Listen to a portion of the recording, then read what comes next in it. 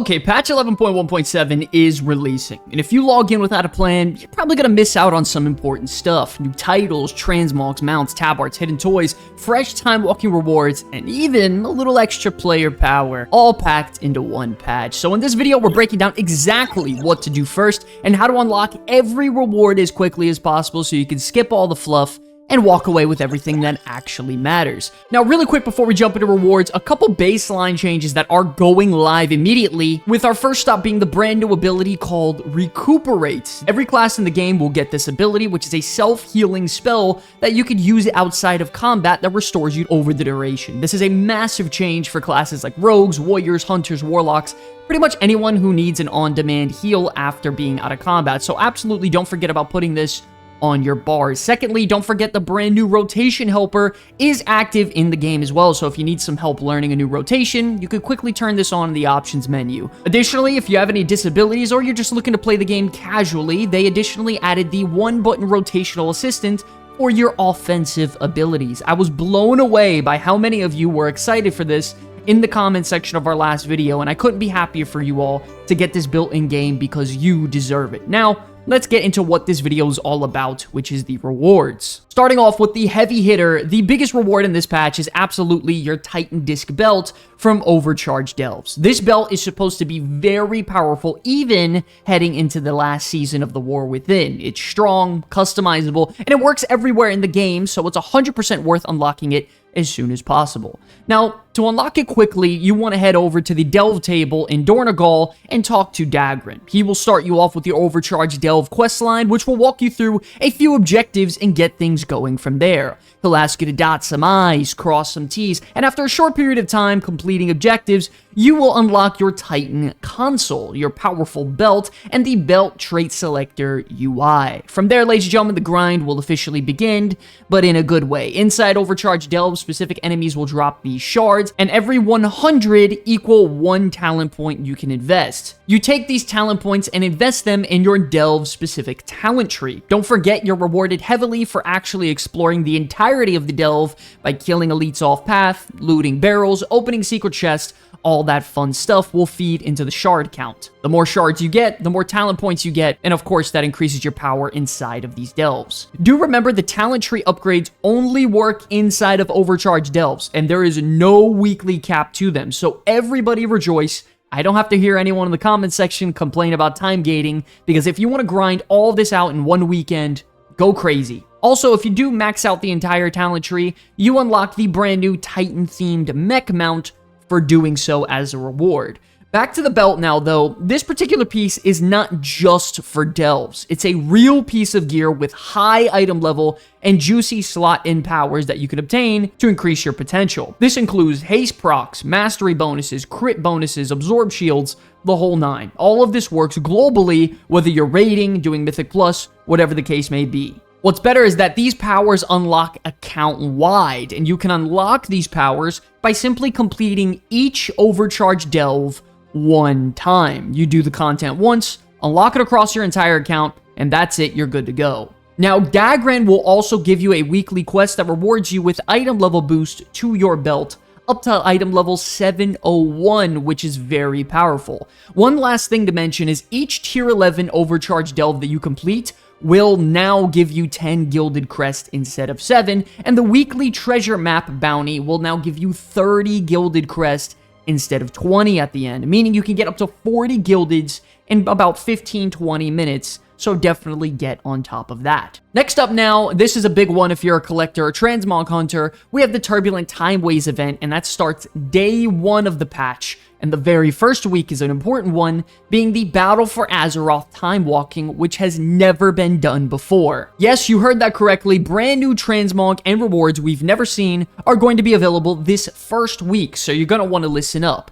If you've ever done Turbulent Timeways before, you know each week rotates through a different expansion like you see on screen here. Week 1 is Battle for Azeroth. There's also a weekly quest in Dornegal that rewards heroic level loot, which is great for endgame players for power, but the real reason to prioritize this is the limited time vendor. You can find them in the harbors of Borealis or in the Horde capital, and they're loaded with rewards, brand new mounts, BFA themed trench coats, new weapons, accessories, and more, all with unique effects and visuals. And if that wasn't enough, mastering the time ways over the course of the event also unlocks the Chrono Corsair mount, which is a new skywriting mount that looks fantastic. Of course, all of this costs time warp badges, so if you don't have a stash of these saved up, you're going to want to start farming this as soon as possible. You've only got a short window to grab all this for the BFA vendor before it rotates out, and once it's gone, it's probably going to be a while before it comes back. So if I were you, I'd grab your belt from Overcharged Delves first, then knock out your 4 dungeon weekly for the time walking event to earn a nice chunk of badges. One last thing to note is that these time war badges are warbound until equipped, so you can just transfer them across your entire account to stack them up and purchase all this at the vendor. So collectors, mog hunters, mount grinders, this is your moment. Get on this early so you don't fall behind. Next up, we have the Arathi campaign. This is a short story-driven questline with faction-specific rewards, and it's one of the fastest pieces of content you can clear this week. Seeing as it's going to be here the entire time, though, the rewards aren't tied to power as well. You could hold off on this for a bit if you want to. As you complete the story for this, you can earn different rewards for being both Horde or Alliance, with the Alliance players earning a title and a brand new Stromgarde tabard, which in my opinion looks phenomenal. Then of course you have the Horde players getting a title along with the matching Hammerfall tabard. I will say I think the Alliance tabard here is a lot better, so you guys are going to have to let me know what you think about it in the comment section below.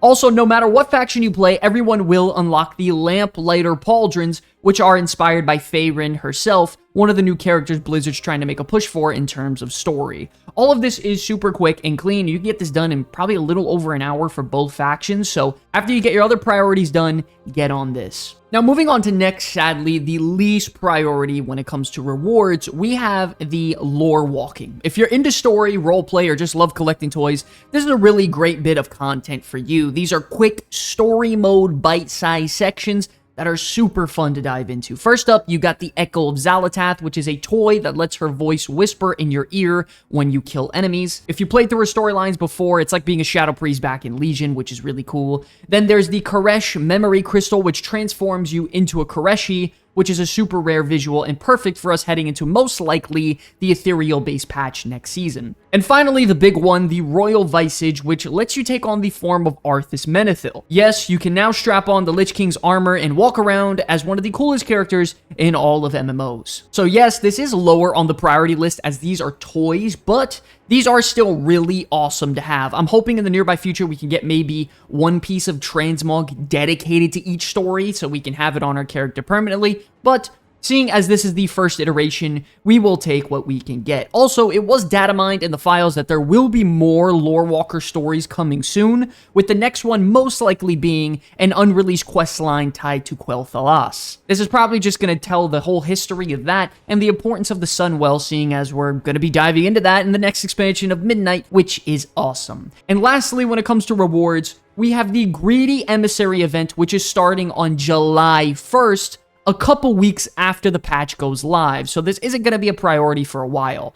The idea is that you start the quest line in your respective capital city and look out for when the event is going to start on your map timer. You go to the portals outside of Stormwind, Orgrimmar, or Dornogal and kill these treasure goblins that occasionally spawn from these portals. Each goblin will drop a chest, and your first 10 goblins you kill per character are guaranteed to drop these shards. You spend these shards at the vendor in Dornogal for these recolored tier 2 sets, and not only that, there are rare drops that can be earned from these chests and these goblins, such as Tyrael's Charger, the 2023 cosmetics, and a ton of other stuff. When this releases, I highly recommend killing one goblin a day on as many characters as possible, because it gives you a very large drop chance boost for the rare loot on the very first kill for each character, so it's very important. The elixirs that drop from these goblins, you could also use them at the portals to stack the affixes to spawn more goblins, which will then give you more loot. Once again, this event is all about cosmetics, zero grind in terms of power, and if you're smart about this, you'll only need to do this event a couple times to get the sets that you're interested in. Okay, now a quick priority to-do list with everything I'm going to do in exact order, so if you want to take a screenshot, save the video, you can do that to always have this to come back to. First up, top priority is unlocking the Titan Disc Belt from the Overcharged Delves quest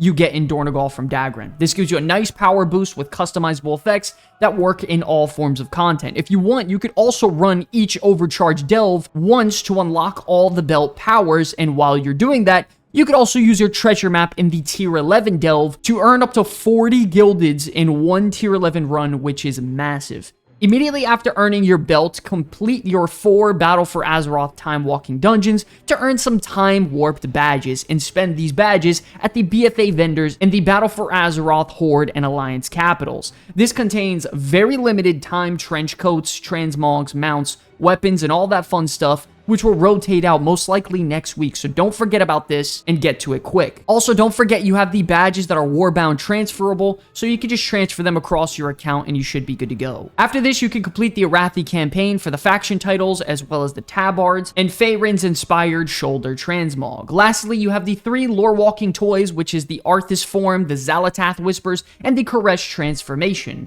And then in a couple weeks, you also have the Greedy Emissary event, which will allow you to earn your tier 2 sets from killing goblins for Hellstone shards. Don't forget, ladies and gentlemen, that you can put the brand new Recuperate ability on your bar, and you can try out the brand new Rotation Helper as well if needed. But okay, ladies and gentlemen, that is everything you need to know about earning the raw rewards in this brand new patch. If this helped out, please drop a like, hit subscribe if you're new, because the Comeback Kids are going to be sticking around here for a while. Let me know what rewards you're most excited for. Good luck out there, and I'll see you in the next one. One last note we wanted to make: if you're looking for a guild or people to progress through Mythic Plus with or raid with next season, the Comeback Kids are recruiting, and any and all players are welcome to come on down, play with us. We're looking to fill out some new members for the raid.